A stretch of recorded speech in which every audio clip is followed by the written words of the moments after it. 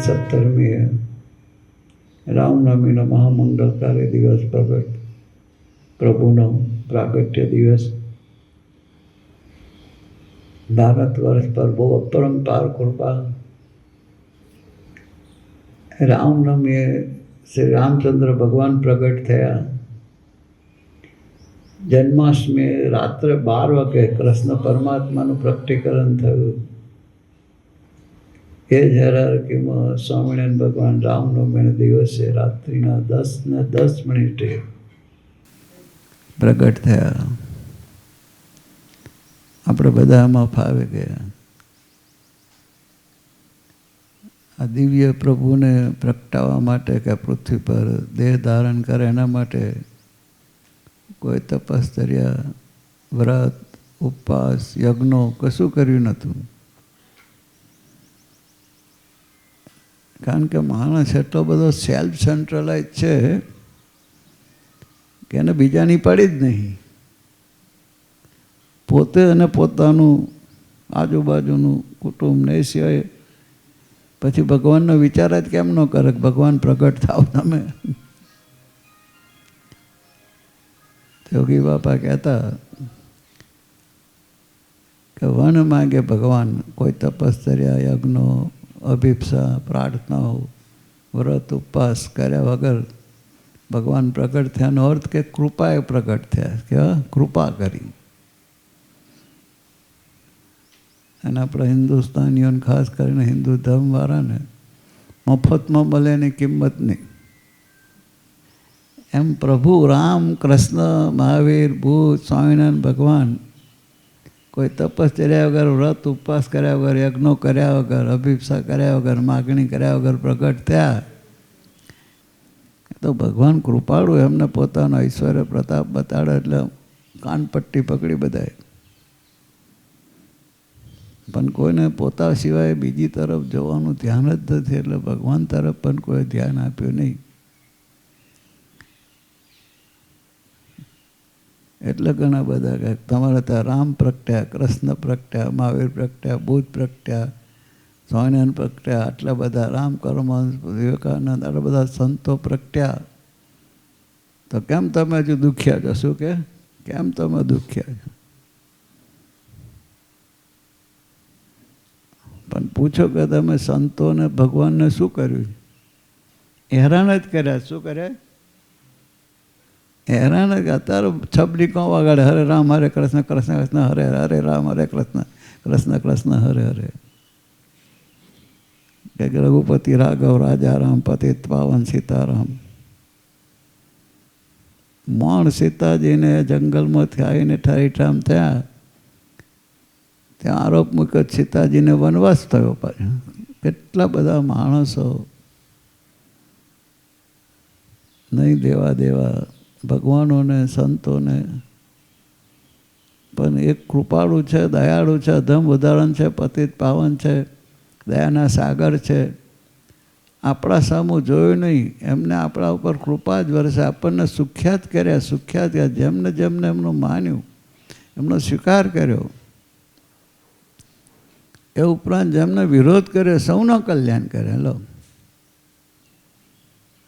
એ હેરાર્કીમાં સ્વામિનારાયણ ભગવાન 243-44 વર્ષ પહેલાં પ્રગટ થયા છપૈયામાં. 11 વર્ષની ઉંમરે અયોધ્યા છોડ્યું. 7 વર્ષની ઉંમરે અયોધ્યા ગયા ધરમદેવ ભક્તિ માતા પિતા સાથે. 4 વર્ષ અયોધ્યા રહ્યા, શિક્ષણ માટે અયોધ્યા ગયા. 4 વર્ષ 7 થી 11 ભણ્યા. અને માતા પિતા અક્ષર નિવાસી થયા. પોતે 3 ભાઈઓ હતા, રામ પ્રતાપભાઈ, ઈચ્છારામ ને ઘનશ્યામ મહારાજ. 11 વર્ષની ઉંમરે માતા પિતાનું કલ્યાણ કરીને પછી પોતે ગૃહ ત્યાગ કર્યો. તો 11 વર્ષનો છોકરો ધોધમાર વરસાદમાં ઘર છોડીને નીકળી ગયા ને ખાબક્યા સરયુ નદીમાં. તમે વિચાર કરો. પૂછ્યું કે કેમ નદીમાં ખાબક્યા? કે સવારે ઉઠે ના જોયે તો બધા પાછા હોદવા જાય તો પાછા પહોંચી જાય. તો એ નદીમાં ખાબક્યો, પૂરપાટ વહેતી નદીમાં સવાર પડે નીકળી ગયા નદીની બહાર. કોણ હોદવા જાય? એનું નામ વૈરાગ કહેવાય. અને વગર ચંપલે લંગોટી પહેર 5 જ વસ્તુ હતી એમની પાસે. કમંડળ, પલાસારામ ખભે મૂકવાનું, ગુટકો ભગવાનનો, કમંડળને પાણી ગાળીને પીવા માટેનો લુગડું કકડો આ લઈને નીકળ્યા મહારાજ. ત્યારે ગૂગલવાળા હતા નહીં કે આ રસ્તે જજે, આ રસ્તે જજે, આ રસ્તે જજે. જે રસ્તો મળે રસ્તો ફર્યા. પણ કેટલા મહારાજ, કેટલા 11 વર્ષનો છોકરો, એમનો જે રસ્તો તમે જુઓ, શરીરમાંથી બહાર નીકળ્યા પછી જે નીકળ્યા, હરિદ્વાર, લક્ષ્મણ ઝૂલા, ઋષિકેશ, પછી બદ્રીનાથ, કેદારનાથ, ઉપર ચડીને પછી પેલી બાજુ નીકળ્યા નેપાળ બાજુ, પુલાશ્રમમાં તપ કર્યું, પછી બંગાળા નીકળ્યા. ત્યાંથી તમે વિચાર કરો, જ્યારે 200 વર્ષ પહેલાં ભૂગોળની કોઈને ખબર નથી, એવા ટાઈમ એ જ એમનું ભગવાનપણું છે. નાનું ઉંમરમાં આટલો વિચાર કરે તોય ખબર પડે કે નાનું 11-12 વર્ષનું ટોટિયું આવા દુર્ગમ રસ્તાને હોદીને ખબર જ ના પડે જંગલમાં ક્યાં જવું ને ક્યાં ના જવું. છતાં એમનો પાથ જુઓ તમે, મહારાજનો વિચરણનો. કોઈને એમ થાય કે ચાલો હરિદ્વાર જઈએ, છપૈયા જઈએ, અયોધ્યા જઈએ. આ બધા બેઠા ને આંખ બંધ કરીને વિચાર કરો તમે. અને કહેવાય છે મોટા ભગતો કેવા, હમણાં રજાઓ પડે કે પૈસા આવે તો શું થાય, ક્યાં જવું છે? દેશે નાનો પડે, સિંગાપુર ને થાઈલેન્ડ, જ્યાં ખાવાનો ફોંફો હોય ત્યાં ફોંફા મારે. પછી દાળ ભાત હોદવા, ખીચડી હોદવા ફોંફા મારે. સ્વામિનારાયણ ભગવાન નીકળ્યા. એમાં એની 8 વર્ષનું ટ્રાવેલિંગ જો, ત્યારે તમને ખબર પડે, કહેવું જ ના પડે કે આ સામાન્ય માણસ નહોતો. 8 થી 18 વર્ષ એમનું જે વિચરણ છે, કેવી ભયંકર જગ્યાઓ. મિસ્ટિક ઇન્ડિયા ઉતાર્યું, પ્રમુખ સ્વામીએ જોયું છે બધાએ. એક મિસ્ટિક ઇન્ડિયાનો ડાયરેક્ટર જેને ઉતાર્યું ને, એ લંડન અમારા આઈકેના ભાઈ હરીશભાઈ ખરા ને, એ લઈને આવ્યા દર્શન કરવા, મળવા મને બોલાયા. અમે બેઠા હતા એટલે મેં પૂછ્યું બધું કે ઉતાર્યું તમે? સતીશનો દીકરો લતેશ એ બન્યો હતો. પછી કહે છે અમે જે મહારાજ હિમાલયમાં જે ક્રોસ કર્યું નેપાળ જવા, ફ્રીજ એટલે -ડિગ્રી ટેમ્પરેચરમાં, હવે સ્નોમાં અમારે શૂટિંગ કરવાનું હતું. પ્રમુખ સ્વામી કહ્યું ના, જ્યાં મહારાજ ગયા ત્યાં જ શૂટિંગ કરો, ઘરે બરફ ઊભો કરીને શૂટિંગ નહીં કરવું. એટલે અમે બધો કાફલો હેલિકોપ્ટરથી ગયા. અને બાપ રે બાપ કહે, અમે તો 2 સ્વેટરનું ઉપર ઓવરકોટ ને બધું, અમે બધાએ ફોટોગ્રાફરો, ડાયરેક્ટરો, માણસો, મજૂરો, બધા 10-15નો સ્ટાફ હતો. અને આ છોકરાને તો લંગોટી બેર ખુલ્લા બદને ચાલવાનું કહે છે. એટલે અમે ફોન કર્યો પ્રમુખ સ્વામીને કે આ છોકરાને નિમોનિયા થઈ જશે, એટલી બધી ઠંડી છે કહે છે. પ્રમુખ સ્વામી કહે છે યાદ રાખો, એ છોકરો નથી, સ્વામિનારાયણ ભગવાનનો રોલ ભજવનારો છે, નીલકંઠ છે. શું કહ્યું? જો તે વખતે નીલકંઠને કંઈ ના થયું હોય તો આ નીલકંઠને કંઈ નહીં થાય. તમે તમારે 2 ધડક શૂટિંગ કરો કે છે. અને એ શૂટિંગ કર્યું. એને પહેલાં સિસ્કારો ના લીધો, ચાલ્યો લંગોટે ભેર, કાંઈ ના થયું. એ ડાયરેક્ટર જેને ફિલ્મનું ડાયરેક્શન કર્યું એને પોતે બધા પ્રસંગો કહ્યા. ત્યારે થયું કે જ્યારે કોઈ રસ્તાનું ખબર નથી, કોઈ ફેસિલિટી નથી, કોઈ એ નહોતું, તેવા વખતે મહારાજ આ વન વિચરણ કર્યું. એ જ બતાવે છે કે સામાન્ય છોકરો નહોતો. પ્રમુખ સ્વામીએ કહ્યું કે નીલકંઠ હતા, એને કાંઈ ના થયું તો આ નીલકંઠને કંઈ નહીં થાય. એ જ પ્રભુનું સ્વરૂપ હોય તો બોલી શકે ને. પ્રમુખ સ્વામી સાક્ષાત મહારાજનું સ્વરૂપ હોય તો જ આવું બોલી શકે. પણ નિધડક કહ્યું અને શૂટિંગ કર્યું અને કાંઈ ના થયું. છોકરો અત્યારે સાધુ થઈને સારંગપુર ટ્રેનિંગ લે છે. નીલકંઠ પુલાશ્રમમાં એક પગે ઊભા રહીને તપ કર્યું. બંગાળના જંગલમાં આપણને જાણીતો દાખલો છે. રાત્રે સિંહ આવતો તો મહારાજને બોલાયા, પૂજારી આવું મંદિર હતું ને અંદર આવતા રહો, રાત્રે સિંહ આવે છે, માણસો ઉપાડી જાય છે. तो छोकरा अंदर बाहर ना बैसीस, तार के हमने तो गप से किसी के घर में रहते नहीं है, पेड़ के नीचे रहते, गया ज नहीं, बेसी ज रहा चौतरा ऊपर. અને જાણીએ છે આખો દાખલો. રાત્રે સિંહ આવ્યો,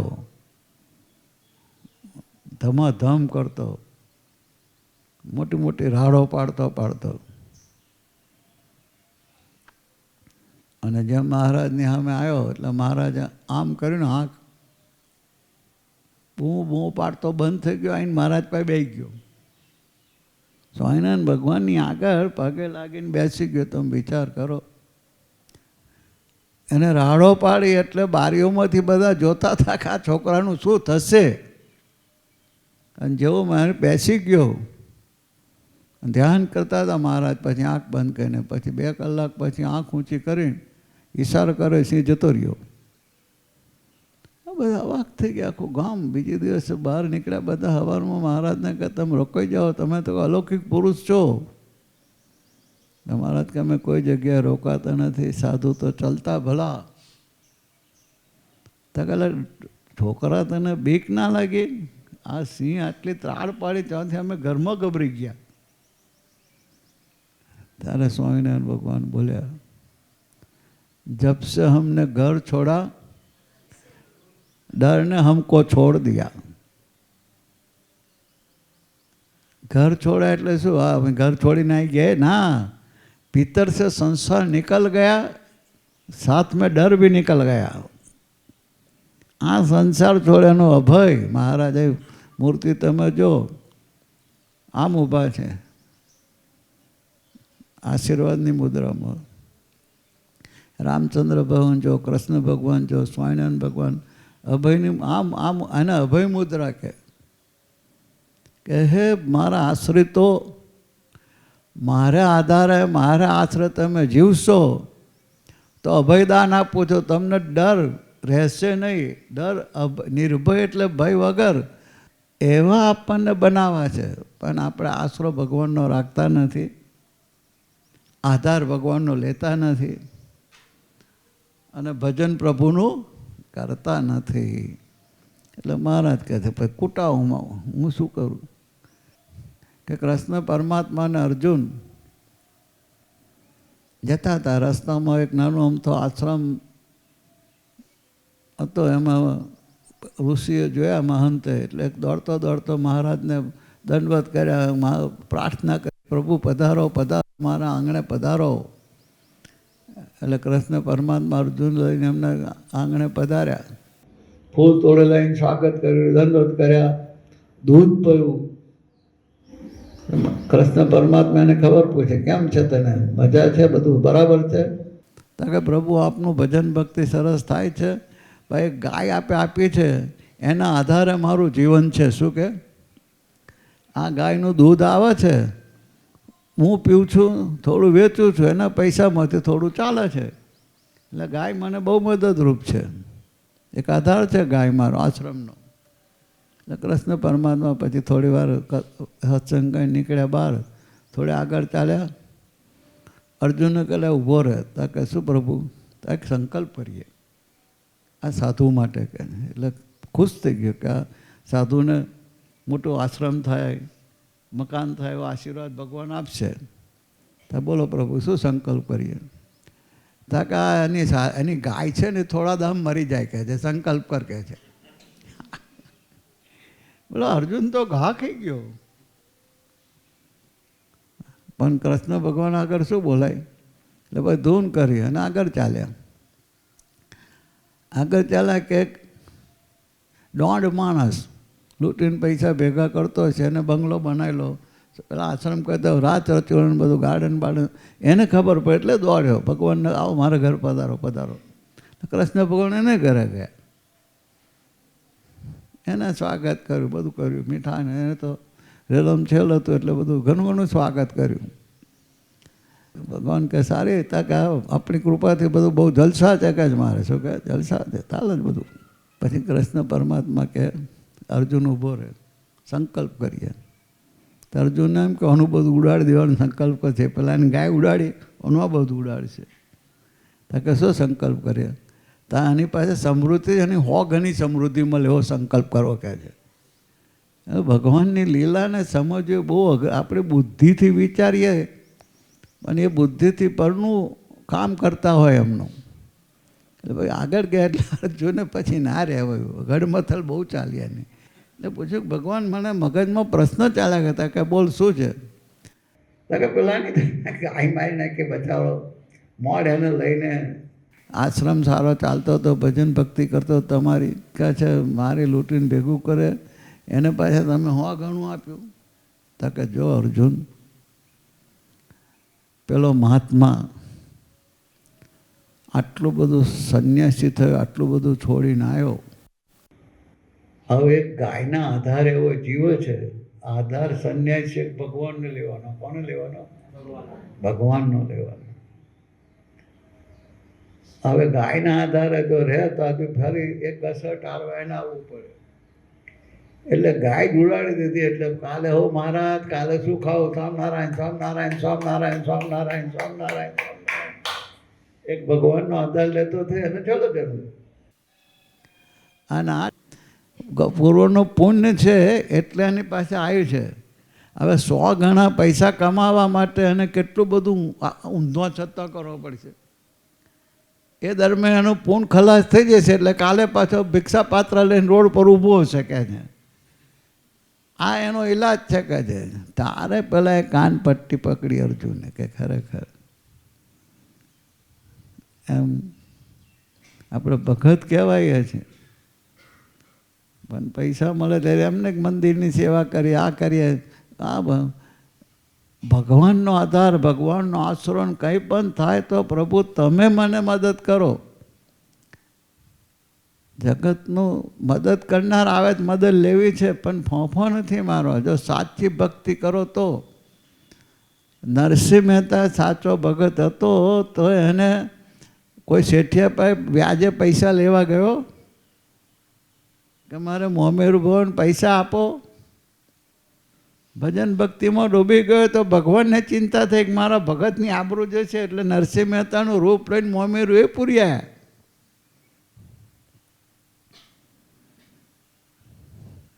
મીરાબાઈને રાણાએ ઝેર આપ્યું. મીરાબાઈએ કહ્યું કે આ ઝેર આપ્યું છે હું જાણું છું, મારી જવાનો ધંધા, પ્રભુ મને બચાવો. કહ્યું પ્રભુ તમે મોકલેલો પ્રસાદ છે, આપ સ્વીકારો. કોને કહ્યું? આપણે જમતા યોગી બાપા કે મહારાજ જમો મહારાજ જમો, તો એ તમે તમારું જમવું પ્રસાદ બની જાય. શું બની જાય? પ્રસાદ બની જાય. અન્ન છે એ દિવ્ય બની જાય. યાદ રાખો, અન્નમય બ્રહ્મ બની જાય. શું બની જાય? ભગવાનની સ્મૃતિ સહિત જમો, પ્રભુને સંભાળો, મહારાજને સંભાળો. યોગી બાપા સાથે મહારાજ તારો ગુરુ નાઈને તો કે મહારાજ નાવ મહારાજ નાવ. શું ના એવાય પણ મહારાજ નાવ મહારાજ નાવ મહારાજ નાવ, મહારાજ જમો મહારાજ જમો, મહારાજ ચાલો મહારાજ ચાલો. સાક્ષાત પ્રભુનું સ્વરૂપ. પણ આપણે દેહ ભાવ જે જગતમાં વિષય કોને કે ખાવાનું મન થયું, ભોગવવાનું મન થયું, ફરવાનું મન થયું, એને આપણે કંઈક વિષય જીવ છે. પીવાનું મન થયું, એ છે વિષય ફિઝિકલ દેહના, સ્થૂળ દેહના વિષયો છે. પણ સાચા આત્માના વિષયો કયા? ભગવાન બોલાવે વિષય. શું લખી રાખો? જે વસ્તુ ભગવાન બોલાવે વિષય. જમવામાં ઓતપ્રોત થઈ જતો, જમવું તમારા માટે વિષય થઈ ગયો. હો મહારાજ, આજે આપની કૃપાથી પ્રસાદ મળ્યો છે, આપ આરોગો, તો વિષય નહીં. મકાન પ્રભુનું મંદિર છે, તેને સરસ બનાવવું છે, તો વિષય નથી. આજુબાજુ જોનારા દંગ થઈ જાય, શું બંગલો બધો છે રાત હતા તારે, વાહ, હવે વિષય. એકનો એક બંગલો વિષય થાય ને એકનો એક બંગલો ભક્તિરૂપય થાય. કે ભગવાનને રહેવાનું સ્થાન મંદિર બનાવવું છે અને ભક્તો ઉતરશે એવું મકાન છે. લોકો વાહ વાહ કરે એવું મકાન છે વિષય. આખી વિષયની ડેફિનેશન સ્વામિનારાયણ ભગવાનને યોગી મહારાજે બદલી નાખી. એ પ્રભુનું પ્રાગટ્ય છે. એમને બધી બારાખડ્યો છે.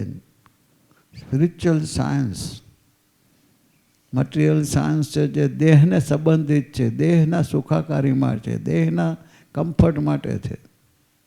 સ્પિરિચ્યુઅલ સાયન્સ એ દેહના કમ્ફર્ટથી બહાર નીકળી આત્માને પ્રકાશિત કરવા માટે છે, આત્માના સુખે સુખી થવા માટે છે. તો બેઉ સાયન્સનો સમન્વય એ સાધુ. દેહનું પોષણ ના કરે અને દેહને લીધે ભગવાન ભૂલે પણ નહીં. ભગવાનને ગમતું કરે, ભગવાનને ના ગમે એવું થઈ જ ના શકે. એવો એ વૈરાગ્ય કહેવાય. મારા પ્રભુને ના ગમે, મારા પ્રભુને ના ગમે એવું બોલાય નહીં, મારા પ્રભુને ના ગમે એવું વિચારાય નહીં, મારા પ્રભુને ના ગમે એવું સંભળાય નહીં. એ સાચો વૈરાગ્ય. ભગવાનને રાજી કરવા કરો, ભગવાન રાજી ના થાય એવું કાંઈ કરી જ ના શકે. એ સાચો વૈરાગ્ય, અને બૃહદ વૈરાગ્ય કહ્યો. અને એવો વૈરાગ સ્વામિનારાયણ ભગવાને પ્રગટાવ્યો. કેવી રીતે? સાધુ સંતોને યોગ આપીને. એમને 2000 સાધુ બન્યા, 500 તો પરમહંસની કોટીના. અને એમાં ગુણાતીત સાધુ શિરમોર સમાજ, આપણે મહારાજ સાથે મૂર્તિ પધરાઈ ગુણાતીત સ્વામી ગોપાલ સ્વામીની, કે આવા સાધુ થકી હું અખંડ પૃથ્વી પર રહીશ. એટલે પ્રગટની ઉપાસના રાખી. ગોપાલ સ્વામીને ભગતજી મહારાજે પૂછ્યું વડતાલમાં, જાગા સ્વામી, ભગતજી મહારાજ, શિવલાલ, 4-5 ભગતોએ અને બરોડાના ભક્તો મનુભાઈ ભેગા થયા હતા કે પ્રભુ બરોડા અમે દ્રષ્ટિ કરો, બરોડા આવો તમે. તો ગોપાલ સ્વામી કહે હવે અમારી દ્રષ્ટિ ગુરુ ગુણાતીત તરફ. કોના તરફ? ભગવાન તરફ. જ્યાં જવું છે એનો આલોચ છે અમને. ગોપાલ સ્વામી કે આપણે એવા સાધુ સંતોને ગુણાતીતનો સાથ આપ્યો. ગુણાતીતાન સ્વામી દ્વારા હું પ્રગટ રહીશ. એવા પ્રગટ સત્પુરુષને વિશે આત્મબુદ્ધિની પ્રીતિ થાય. 2 જણી આજ્ઞા પાડે ને ભક્તોમાં સુહૃદ ભાવ રાખે તો પછી દેહના ભાવથી ઉઠીને આત્માના ધર્મમાં આપણો એન્ટ્રી થાય છે. તે વગર થતી નથી. અને પછી એમની આજ્ઞા પ્રમાણે સુહૃદ ભાવ એકતા રાખો તો આત્મા પ્રકાશિત થાય. મૂળ અજ્ઞાન જન્મ મરણના ચક્રમાં ફરવે છે અને ખટપટ નિંદા માથાકૂટમાં સુખ માનીએ છે, બધું છૂટી જાય. અને એટલા માટે અઠવાડિયે સત્સંગ સભા, રામનવમી, હરિજયંતિના મંગલકારી દિવસે આપણે સંકલ્પને પ્રાર્થના વિશેષ કરીએ. કરો છો બધા? અઠવાડિયે સત્સંગ સભા અવશ્ય કરવું. અને મંદિર નજીક હોય તો જવું. અડધો કલાક ધૂનને પ્રાર્થના કરવી. વચનામૃત છે, સ્વામીની વાતો છે, શ્રીમદ ભાગવત ગીતા છે, એવા ગ્રંથોનું વાંચન કરવું. નહીં કરવાનું એક જ, કોઈની ખટપટ નિંદા માઠાકૂટ આગું પાછું મારું તારું નહીં કરો. તો આ જે પુણ્ય કરો છો એ ભગવાનની પ્રસન્નતા પ્રાપ્ત થતાં આત્માને બળ મળશે. આત્માને બળ મળશે તો દેહ ભાવના, દેહના જે આકર્ષણો, પ્રલોભનો, એમાંથી આપણો છુટકારો થઈ જશે.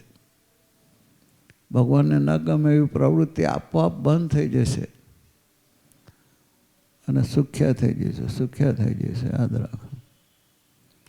સ્વામિનારાયણ ભગવાનને, કૃષ્ણને, રામ ભગવાન, કૃષ્ણ પરમાત્મા સંકલ્પ લઈને આવ્યા છે કે અમારા સંબંધમાં આવેલા સૌને સુખ્યા કરવા, સુખ્યા કરવા, સુખ્યા કરવા. અહીંયા મંદિર પરિસરમાં અત્યારે બેઠા છે. યાદ રાખો, આ જન્મનો સંબંધ નથી ભગવાનનો. જન્મથી ભગવાનનો સંબંધ છે. હવે મંડ્યા છે કે આ છેલ્લો લાસ્ટ બર્થ કરી દેવો છે. ઉદ્યમ એનો કરવો છે. અને જાગ્યા ત્યાંથી સવાર. ભગવાન તો ઉદ્ધમ ઉદાહરણ છે, પતિત પાવન છે, દયાળુ છે, કૃપાના સાગર છે, દયા સિંધુ છે. કેટલા બધા બિરુદ છે એમનો થઈને જીવન જીવવાનો સંકલ્પ કરે તો ભૂતકાળ આખો હરકી ગયો. આ જોબન વડતાલો છે, મારફાડ હતો, કેટલો ખૂન કરે, કેટલું મોન વેચ ખાતો, માણસોને મારી નાખતો, લૂંટી લેતો, ખાતો પીતો, બધી બાજુના વાવટા છૂટા હતા એના. પણ જ્યાં સ્વામિનારાયણ ભગવાનના દર્શન થયા, પૂર્વજન્મનો જબરદસ્ત કોઈક આત્મા છે તો જાગૃત થઈ ગયો, ભગવાનનું શરણું સ્વીકાર્યું અને એ જ મિનિટથી બધું છૂટી ગયું અને પ્રભુએ માફ કર્યું. અને ત્યાં પોતે બિરાજી ગયા હરિકૃષ્ણ મહારાજ રૂપે વડતાલ મંદિરમાં. એવા અમારા ડૉક્ટર વી.એસ. પટેલ મારફાડ હતા, ચેઇન સ્મોકર હતા. ધમાલ ધમાલ ધમાલ. યોગી બાપાની દ્રષ્ટિ પડી તો બધું છૂટી ગયું. બધું પ્રભુને માફ કર્યું. ભણ્યા, આ યુનિવર્સિટીના વાઇસ ચાન્સલર થયા. મનોજભાઈ કહે છે એમની વાત કે 1956થી આજ સુધી સરદાર પટેલ યુનિવર્સિટીના વાઇસ ચાન્સલર રહ્યા. એક ભાઈ કાકા પહેલાં વાઇસ ચાન્સલર, બીજા ઈશ્વરભાઈ અને ત્રીજા વી.એસ. આ 3 વાઇસ ચાન્સલર એવા આવ્યા જેના કાર્યકાળમાં યુનિવર્સિટીએ બહુ પ્રગતિ કરી. એ વિઠ્ઠલભાઈ તમે જુઓ તો વી.એસ. અમારા એક બારવટિયા જેવો છોકરો હતો. આ યુગનો જોબન વડતાલો કહું તો ચાલે. પણ યોગી મહારાજ જેવા દિવ્ય પુરુષની દ્રષ્ટિ પડી તો બધું માફ કરી અને આખો સાધુતા છેલ્લે એને તમે જુઓ તો પૂછો તમે અમારા. એમને ઘર સાથે કોઈ નિસ્બત નથી. નિરાલા ભગવાનમાં જોડે આખો દાર રહેતા એવા લાગે. એમ આપણે આજે નક્કી કરીએ તો આપણું બધું માફ કરે ભગવાન. પણ હવે પ્રભુ તમારા અર્થે તમારા માટે જીવવું છે, તમારા થઈને રહેવું છે અને તમને ના ગમે એવો કશામાં અમારે પડવું નથી. એમનું પ્રકટીકરણ આજે બધા બેઠા છે. મારી પ્રાર્થના ભલે જેને માનતા હોય માનો. ભગવાન કે મારો સ્વીકાર કરો બસ. રામના ફોર્મમાં, કૃષ્ણના ફોર્મમાં, સ્વામિનારાયણના ફોર્મમાં, કોઈ સાધુના ફોર્મમાં. અને એ રાજી થાય એનું અનુસંધાન રાખો. બધા ધર્મમાં એક નિયમ તો છે જ, કોઈની ખટપટ નિંદા માથાકૂટ કરવી નહીં અને એવા ખટપટિયા નિંદાવાળાને સાથ આપવો નહીં, એવાનો સંગ કરવો નહીં. અને ભગવાનને ન ગમે એવું નોનવેજ છે, ભગવાનને ન ગમે આલ્કોહોલ છે, તમાકુ છે, એ આ શરીરમાં જવા દેવું નહીં. તમે એટલો નિયમ રાખવાનો કે ભગવાનને ન ગમે એવું ખાવું નથી, પીવું નથી, જોવું નથી, સાંભળવું નથી, બોલવું નથી. પછી ભજન કરો તમે જે પ્રભુનું, જેને શ્રદ્ધા હોય, પણ અડીખમ રહેજો. એનો આધાર, એનો આશરો, એનું બળ આવું લઈને જીવીશું તો ગમે એવી મુશ્કેલીમાં, હિમાલય પર્વત જેવી મુશ્કેલી આવશે તો ભગવાન કે તમારા માટે એ મુશ્કેલી નહીં લાગે. તમે ચાલશો ને હિમાલય પર્વતે ખસી જશે. લો એટલી તમારામાં તાકાત આવશે. ભગવાન કહે છે એવું ભગવાનનું બળ લઈને જીવન જીવીએ, ભગવાનના આધેય રહીએ અને ભગવાનના આશ્રમમાં દ્રઢ રહીએ. અને આશરો ધડ એટલે એક ભજન કરીએ એનું, સ્વામિનારાયણ સ્વામિનારાયણ. પછી જે ભગવાને ગુરુએ મંત્ર આપ્યા એ મંત્રનો જાપ કરીએ. અને આ રીતે આ રામનવમી હરિજયંતિનો સૌનો જુદો આનંદ આવશે ને એવો આનંદ સૌને પ્રાપ્ત થાય. સૌ ભક્તોને તને મને ધને આત્મા કહીને પ્રભુ ખૂબ ખૂબ સુખ્યા રાખે અને પ્રભુના ધડ આશરે રહી, પ્રભુના આધારે રહી આત્માનું ઉત્થાન પણ સર્વનું ખૂબ ખૂબ થાય, ભક્તિ ખૂબ વધે એવી પ્રભુચરણને ગુરુચરણને આજે અશ્વિનભાઈને મનોજદાસ જેવા સંતો અદ્ભુત સાધુઓ છે, યોગીજી મહારાજની પરંપરા પ્રસન્નતા પ્રાપ્ત કરી. આપણા જેવા છે એટલે ઓળખવા મુશ્કેલ પડી જાય છે. રામચંદ્ર ભગવાને માનવ દેહ ધારણ કેટલો ઓળખવા મુશ્કેલ પડ્યા, કૃષ્ણ પરમાત્મા મુશ્કેલ પડ્યા. એવા સાધુ સંતો અત્યારે મોટા મોટા મૂર્તિઓ લગાડે છે, રામકૃષ્ણ પરમહંસ વિવેકાનંદની, માતાજીની. એમની હાજરીમાં ઓળખવા મુશ્કેલ પડે. એમ આ સંતો આપણી હાજરી, એમની હાજરીમાં આપણે બેઠા છીએ. તો અશ્વિનભાઈ એવા છે, મનોજદાસજી એવા છે. આવા સાધુ સંતોનો મહિમા સમજી એમની સ્મૃતિ છે સહજ મંત્રનો જાપ કરીશું તો આત્માને જબરજસ્ત પાવર પ્રગટશે અને પ્રગટાવાનો મને તમને સૌને બળ મળે.